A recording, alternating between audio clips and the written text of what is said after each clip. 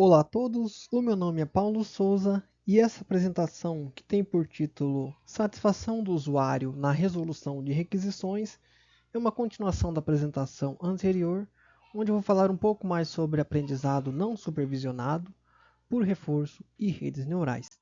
Mas antes eu gostaria de contextualizar o problema, falando a respeito do meu projeto, do meu trabalho, onde utilizamos conceitos da metodologia Scrum para desenvolver softwares.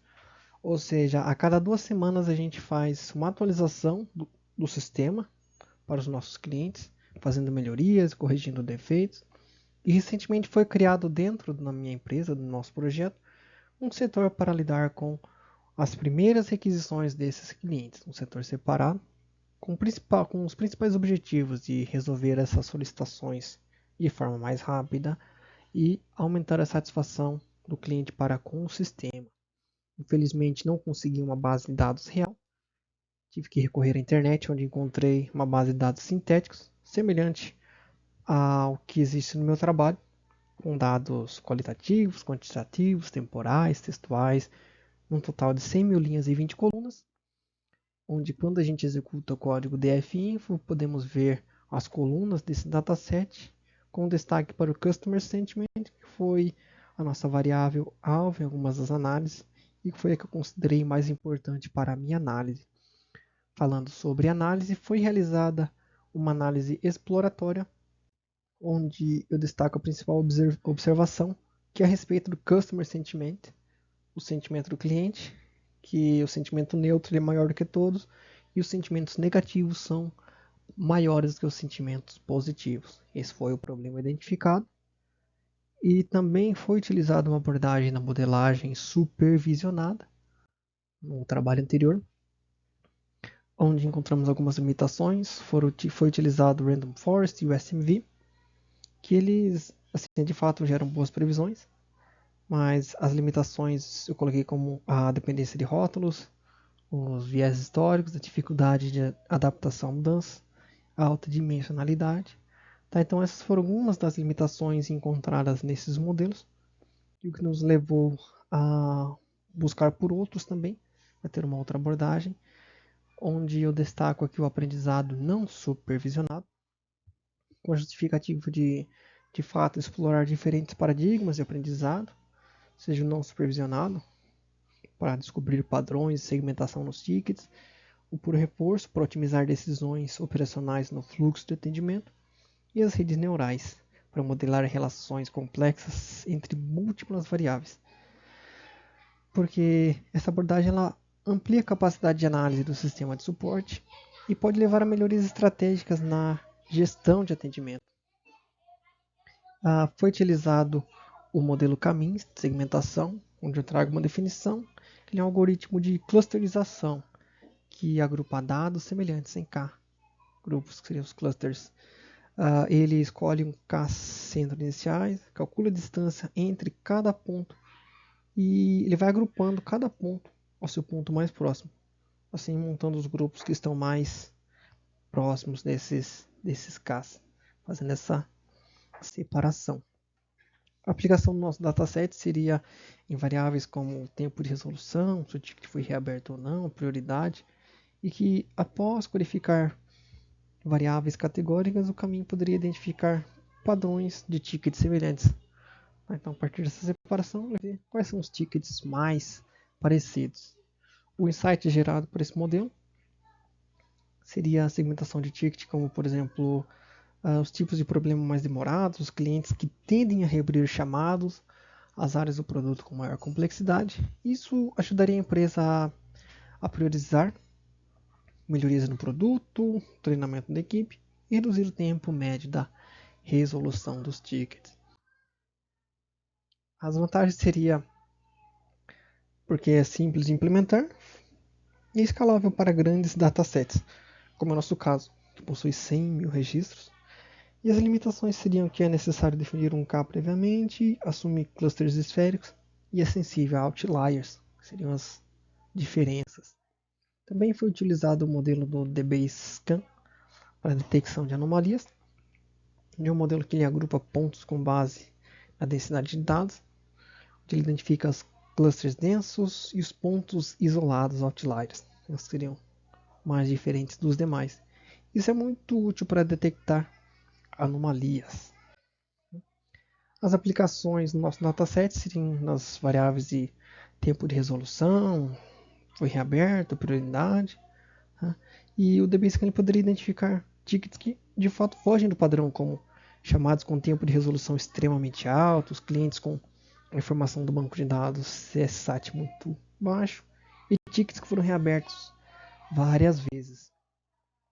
O principal insight gerado por esse modelo é a detecção de problemas críticos ou incomum, então que é diferente, pode ser crítico ou incomum, tickets que demoram muito tempo para ser resolvido, cliente que está extremamente satisfeito, falhas graves, tá? Então esses seriam pontos de destaque a serem analisados. E esses casos poderiam indicar bugs graves no sistema, falhas do processo e problemas de treinamento da equipe. As vantagens desse modelo é que ele não precisa definir o número de clusters, detecta outliers automaticamente e identifica estruturas complexas nos dados. Por outro lado, suas limitações são que ele é sensível aos parâmetros, pode ter dificuldade com dados de alta dimensionalidade e desempenho reduzido em datasets muito grandes. Poderia causar a famosa lentidão. E agora falando um pouco sobre o aprendizado por reforço, onde temos um cenário semelhante ao que existe aqui no meu projeto, que é uma empresa que recebe milhares de tickets de suporte por diferentes canais e que tem por objetivo, de fato, reduzir o tempo de resolução e aumentar a satisfação do cliente. E, assim, nesse caso, o aprendizado por reforço, ele poderia ser usado para decidir automaticamente como tratar cada ticket. Por exemplo, qual equipe deve atender, qual prioridade atribuir ao ticket, se o ticket deve ser escalado ou não, transferido para outro setor. Né? E assim o sistema ele aprenderia com experiência ao longo do tempo. Ao longo do tempo ele iria aprendendo com essas análises. Sobre o aprendizado por reforço, existem alguns conceitos que eu vou trazer aqui, que seriam o agente, que é a entidade que toma decisões para atingir um objetivo. Temos o ambiente, que é o sistema ou contexto no qual o agente interage. Temos os estados, que é a representação da situação atual do ambiente em determinado momento. Temos as ações, que é o conjunto de decisões que o agente pode tomar em cada estado. A recompensa, que é o valor numérico que indica se a ação tomada foi boa ou ruim. E a política, que ela é a estratégia que define qual ação o agente deve escolher em cada estado. O aprendizado por reforço, respondendo até alguma pergunta aqui, que é se o problema se enquadra com a decisão sequencial. Sim. Por quê? Porque o atendimento de um ticket ele envolve várias etapas ao longo do tempo. Porque o ticket ele é aberto, ele é atribuído para uma equipe, a equipe responde, o cliente reage. E assim, em cada decisão ela influencia a estrutura e os estados futuros desse ticket. Quanto à sua viabilidade, ele é viável, pois pode otimizar decisões, reduzir o tempo de resolução e aumentar a satisfação do cliente. Porém, eu coloquei aqui até um ponto a se ressaltar, que a sua implementação apresenta desafios como alta complexidade técnica, necessidade de grande volume de dados, definição adequada da função de recompensa e o risco de decisões inadequadas durante o treinamento. Então, esses são pontos a gente levar em consideração. Falando sobre as redes neurais, onde destacamos aqui o Perceptron, e eu trago aqui algumas respostas a perguntas para esse modelo, que seria quando seria adequado, e no caso ele seria adequado para problemas simples de classificação binária, como por exemplo, prever se um ticket será reaberto ou não. Isso que até existe no nosso banco de dados, nosso dataset. Outra pergunta é, o problema é linearmente separável? Eu digo que provavelmente não totalmente, pois o comportamento de tickets ele depende de vários fatores combinados, seja a prioridade, o tipo de problema, o sentimento do cliente, o canal de atendimento. Tá? E quando a gente fala sobre as limitações, quais limitações estruturais existem? As limitações seriam que ele aprende apenas fronteiras de decisões lineares, não consegue modelar relações complexas entre variáveis e possui baixa capacidade de representação. E agora falando um pouco sobre a rede neural de camada única, também respondendo perguntas a nível de entendimento. Como ampliaria a capacidade do perceptron? E ele permite múltiplos neurônios, funções de ativação mais avançadas e aprendizado baseado em gradiente, tornando o modelo mais flexível e capaz de lidar com problemas de classificação mais complexos. Então seria o benefício com o perceptron.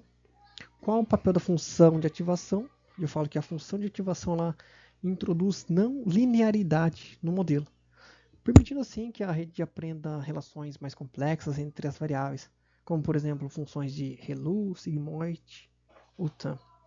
E por fim, o problema exige não linearidade, sim, no contexto do dataset. Fatores como prioridade, tipo de problema, canal e sentimento do cliente interagem de forma complexa, assim, exigindo modelagem não linear para capturar padrões reais. Também temos o modelo rede neural multicamadas, nosso MLP, também respondendo algumas perguntas, que seriam como a profundidade aumenta a capacidade de modelagem, e no caso eu digo que uma MLP ela possui camadas ocultas adicionais, permitindo assim que a rede aprenda representações cada vez mais abstratas dos dados, onde cada camada aprende padrões mais complexos, permitindo modelar interações entre variáveis que modelos simples não capturam. E assim, existe o risco de overfitting? Sim. Como redes profundas possuem muitos parâmetros, existe o risco de o modelo memorizar os dados de treinamento, especialmente se não forem aplicadas técnicas como regularização, dropout, validação cruzada.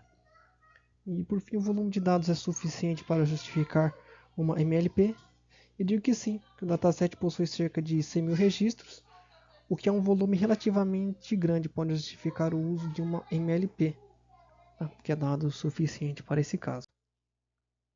Agora eu trago aqui uma comparação entre os paradigmas, onde temos o aprendizado supervisionado, aqui quando a variável alvo para a previsão, e no caso do nosso dataset, um exemplo, prever a satisfação do cliente ou reabertura de tickets. Temos o paradigma do aprendizado não supervisionado.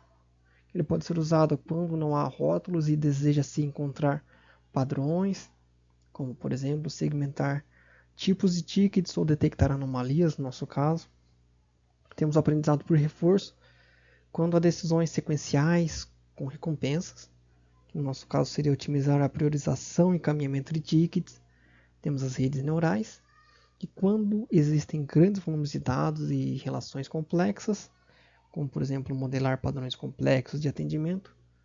Eu coloquei aqui uma abordagem híbrida, que seria a combinação de paradigmas para melhores resultados, seja por exemplo, a segmentação, mais previsão, mais otimização de decisões. E aqui eu trago algumas considerações éticas e teriam pontos como o impacto nas decisões, que os modelos automatizados podem aumentar a eficiência e ajudar na priorização de tarefas, mas ainda exigem a supervisão humana para evitar decisões incorretas. Tá? Então, o humano precisa verificar. O risco de vieses, porque os algoritmos podem reproduzir preconceitos presentes nos dados históricos, gerando decisões injustas. Né? Pegar dados existentes, se contém preconceito, ela vai acabar reproduzindo isso. O uso responsável de IA requer transparência, monitoramento e proteção dos dados no controle humano. E a explicabilidade permite entender as decisões do modelo, aumentando a confiança, transparência e controle no uso de IA. Então, se a gente consegue entender, a gente pode ficar até um pouco mais tranquilo com o uso da IA. Aqui eu trago a bibliografia dos artigos que eu acabei utilizando para a realização desse trabalho. E muito obrigado pela atenção.